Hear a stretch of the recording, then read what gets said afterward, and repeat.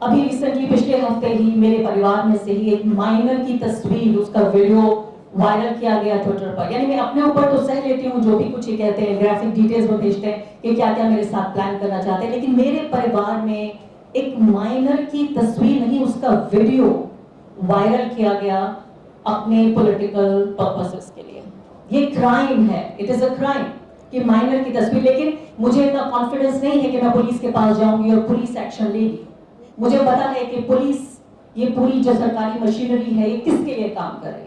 मैं इससे ज्यादा खौफजदा हूं कि अभी ये ट्विटर पे वायरल हो रही है, अब जाके मैं ये डिटेल्स पुलिस को भी सौंप दूं कि देखिए ये मेरे परिवार का हिस्सा है, देखिए इसका ये नाम है, इसकी ये उम्र है, ये इस जगह पढ़ती है या पढ़ता है। और इसलिए आप लोगों के सामने भी यहाँ नहीं कह पा रही हूँ, लेकिन जो उसकी कीमत है वो इतनी ज्यादा हो चुकी है कि सहना, कभी कभी ऐसा लगता है कि when I think I have been able to develop a thick skin, they go even lower, they go deeper, they go beyond me, even उन लोगों तक भी पहुंच रहे हैं जो मेरे परिवार का हिस्सा है, मैं जिन्हें चाहती हूँ, जो मेरे बहुत नजदीक है। जिन लोग यहाँ पर हैं उनके परिवार वालों को मैं एक दो बातें बताना चाहती थी, शेयर करना चाहती थी कि यहाँ हम लोग जो बैठे हुए हैं, इसके अलावा ऐसे बहुत से लोग हैं जो आपने और आपके परिवार के लोगों ने, उमर खालिद, खालिद सैफी, इतने सारे नाम मेरे लिए लेना भी बहुत मुश्किल है। इन तमाम लोगों से कितना इंस्पिरेशन लेते हैं। मैं भी पिछले महीने उड़ीसा गई थी, वहां कंधमाल जो राइट्स विक्टिम्स हैं उनके परिवार आए हुए थे। 12-13 साल गुजर चुके हैं, वो लोग अभी भी इंसाफ की आस में आए हुए थे। आप यकीन जानिए, आप में से हर एक का, ज्यादातर का नाम लेकर वो उड़ीसा के लोग ये कह रहे थे कि हमारा मैसेज पहुंचा दीजिए कि जब वो लोग जेल में हैं तो वो हमारी लड़ाई भी लड़ रहे हैं। तो जहां जहां जुल्म है, जहां जहां, मुझे नताशा नरवाल के पिता की याद आ रही थी। उनका एक इंटरव्यू मैं सुन रही थी और उनकी मौत से कुछ दिन पहले मेरी उनसे फोन पे भी एक लंबी बातचीत हुई। तो उन्होंने एक बड़ी प्यारी बात कही और मुझे, जब मैं उड़ीसा में थी तो मुझे ये इस बात का अंदाजा हुआ कि कितनी सच्ची बात है। उन्होंने कहा कि जहां जहां नाइंसाफी होगी, जुल्म होगा, दर्द होगा, वहां वहां मेरी बेटी मौजूद होगी।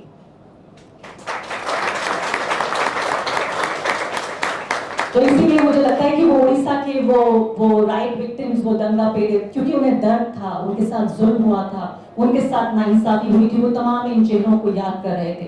सिर्फ फर्क इस बात का है कि जेल की दीवार के उस तरफ और इस तरफ ये दुनिया जिसको बेहतर बनाने के लिए इन लोगों ने इतनी कुर्बानी दी, जिनके लिए अपनी आजादी को गिरवी रख दिया। मैं ये नहीं कहना चाहती हूँ कि उनकी आजादी खत्म हो चुकी है, मैं कहूँगी कि कुछ दिनों के लिए गिरवी रख दिया गया है। जिन्होंने अपनी आजादी को गिरवी रख दिया, वो दुनिया और वो देश पहले से ज्यादा, उनके जेल जाने से पहले से ज्यादा बदतर हो चुकी है। हमारे आसपास का समाज इतना बदतर हो चुका है, जहां एक दलित बच्चे को अपने टीचर के मटके से पानी पीने के लिए अपनी जान गंवानी पड़ती है। ये इतना बदतर हो चुका है हमारा समाज कि यहाँ अब संविधान का नहीं, यहाँ बुलडोजर का और छड़ियों का रूल है। संविधान के आगे बुलडोजर आ चुका है, rule by bulldozers and sticks. यहाँ सरेआम लोगों को कोड़े लगाए जा रहे हैं, पुलिस के जरिए कोड़े लगाए जा रहे हैं, और लोग भारत माता की जय कह के खुशियां मना रहे हैं, जश्न मना रहे हैं, क्योंकि वो पीटे जाने वाले लड़के उनके दुश्मन हैं, क्योंकि वो मुसलमान। यहाँ बेटीस बानों के बलात्कारी, उसके परिवार के हत्यारे, वो खुलेआम बाहर घूम रहे हैं, इज्जतदार बन के घूम रहे हैं। महिलाएं उनके पैर छू रही हैं, उन्हें मालाएं पहनाई जा रही हैं, उन्हें मिठाइयां खिलाई जा रही हैं।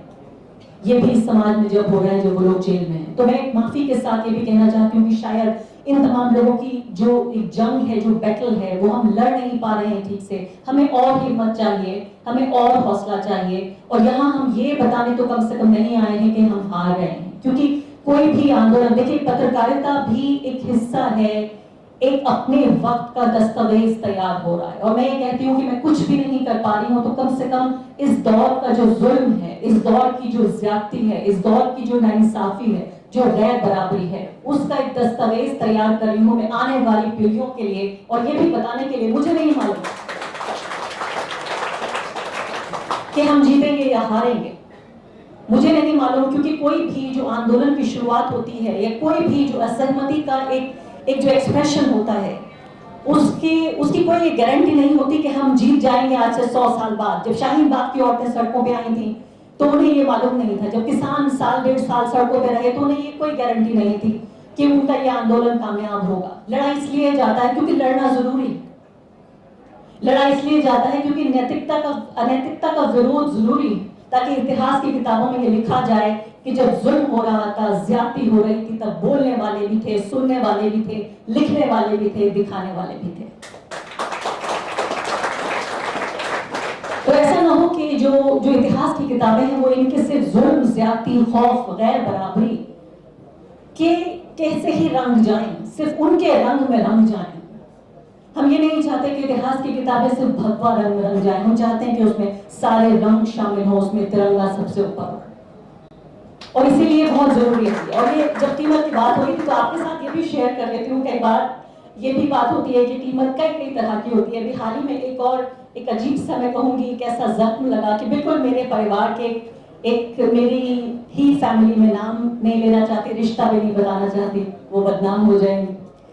उन्होंने अपने यहाँ की शादी में, अपनी बेटी की शादी में मुझे नहीं बुलाया।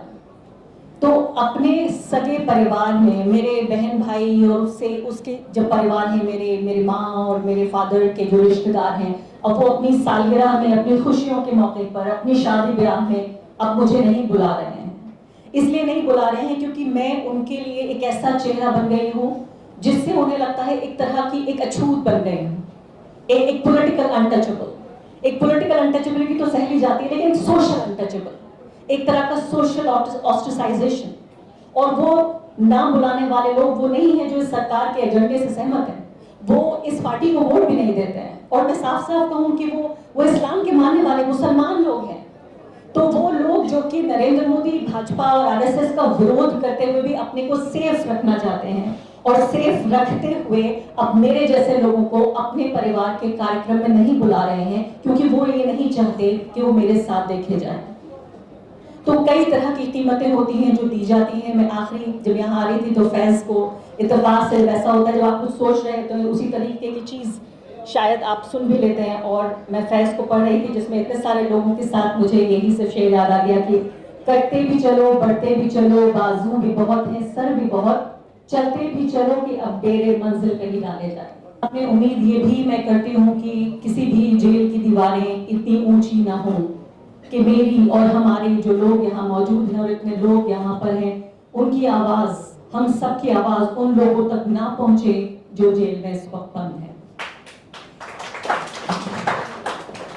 मैं जब यहाँ आ रही थी तो मुझे लगा कि 10, 20, 40 लोग बैठे होंगे, और वो भी नेहा की बात से मैं पूरी तरह सहमत हूँ कि हम लोग बहादुर नहीं हैं। मैं ये भी समझती हूँ, पूरी तरीके से ठीक कह रही है ये कि ये, और मैं मतलब कम से कम अपने लिए तो हम कह ही सकते हैं कि हम वही पत्रकारिता कर रहे हैं जो पहले कर रहे थे।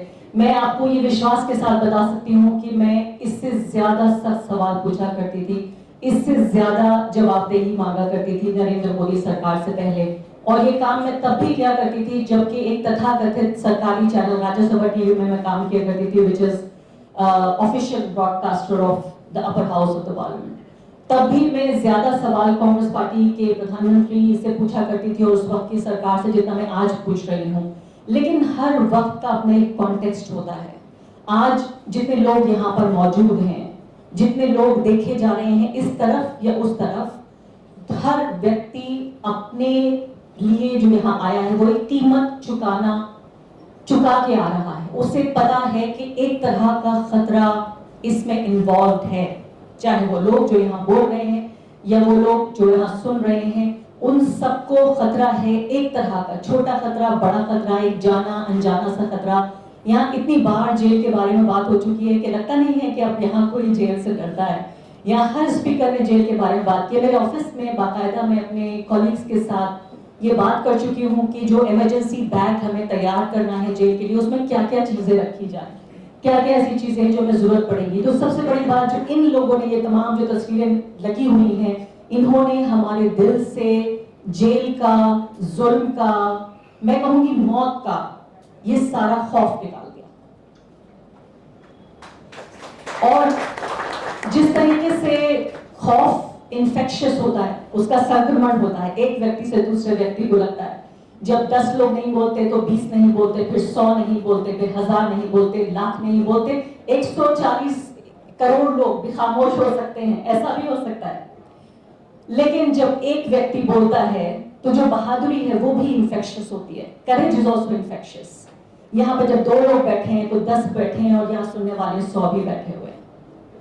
तो इसको हमें बरकरार ये रखना है कि खौफ का इन्फेक्शन नहीं बल्कि करेज का, बहादुरी का, उसका इन्फेक्शन फैलाना है कि एक व्यक्ति से दूसरे व्यक्ति तक फैलता रहे, क्योंकि वो यही चाहते हैं कि लगातार हमें डराकर हमारी आवाजें बंद कर सकें। हम में से ही कुछ लोग, इनमें से ज्यादातर लोगों से मैं पर्सनली मिल चुकी हूँ, इनके अच्छे कामों पर रिपोर्टिंग कर चुकी हूँ, इनको एक इंस्पिरेशन की तरह, इनमें से कुछ लोग ऐसे हैं जो जिन्होंने मुझे इंस्पायर किया वो करने के लिए जो मैं आज कर रही हूँ। तो इनमें से बहुत सारे लोग मेरे टीचर हैं, क्योंकि उन्होंने मुझे पढ़ाया, सिखाया कि लोकतंत्र की रक्षा करने के लिए क्या क्या किया जाता है। तो ये हम में से ही कुछ लोगों को जेल में डालकर वो ये बताना चाहते हैं कि देखो तुम भी जेल जा सकती हो। और जिस तरह से भी बंदो कह रही थी, बिल्कुल ठीक बात है उनकी, कि अभी तक मुझे कभी कल परसों भी एक इंटरनेशनल ऑर्गेनाइजेशन का फोन आया कि आपके साथ ट्रोलिंग होती है तो आपको कैसा लगता है। मैंने कहा भाई trolling is so 2019 in 2020 trolling is something that I don't even care for। खबरों में बने रहने के लिए फोरम 4 को सब्सक्राइब करें और नोटिफिकेशन पाने के लिए बेल आइकन दबाएं।